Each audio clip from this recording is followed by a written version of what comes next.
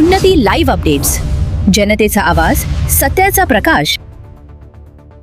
नगरपालिका कारभारावर संताप। लोकविकास महाआघाडीकडून मुख्याधिकाऱ्यांच्या खुर्चीला हार घालून तीव्र निषेध। मागील 8-10 दिवसापासून सीओ साहेबांना फोन करायलो, तर सीओ साहेबांना आम्ही केलेल्या फोनचा बी राग यायला किंवा वाईट वाटायला की नगरसेवक सारखेच फोन करायले।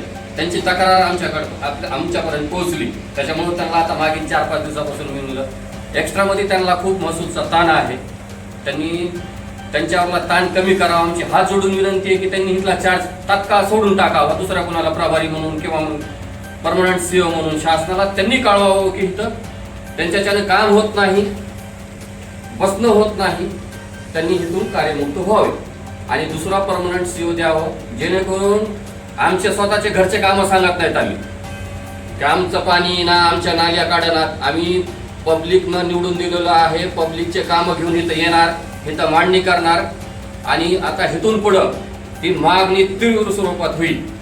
जर कामं पब्लिकचे केले नाही, पब्लिकच्या कामात कुणी आडेरावी किंवा अडवणूक केली तर आता त्याला जशास तसं उत्तर आम्ही देणार आहे इथून पुढं।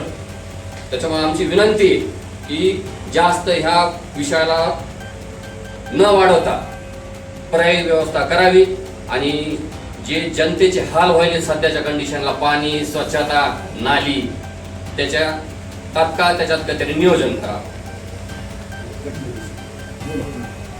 अंबाजोगाई शहरातील विविध प्रभागातील प्रत्येक नगरसेवकांनी लोकांना आश्वासन दिलेलं आहे की आम्ही निवडून आल्यानंतर सगळ्यांची कामाची पूर्तता करू, पण ते आता 6 महिने उलटून गेले आहेत, कुणाचं काही काम होत नाही।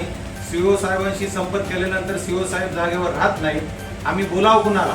आणि स्वच्छता, 15-15 दिवस नळाला पाणी नाही, लोकांना फेस करणारे आम्ही नगरसेवक आणि वरून काही यंत्रणा काही हलत नाही आणि वॉटर सप्लाय डिपार्टमेंटला वेगळं इंजिनियर द्या म्हणून वारंवार तक्रार केलेली आहे, मीटिंगमध्ये सुद्धा सांगितलेलं आहे, पण अद्याप काही इंजिनियरची व्यवस्था होत नाही।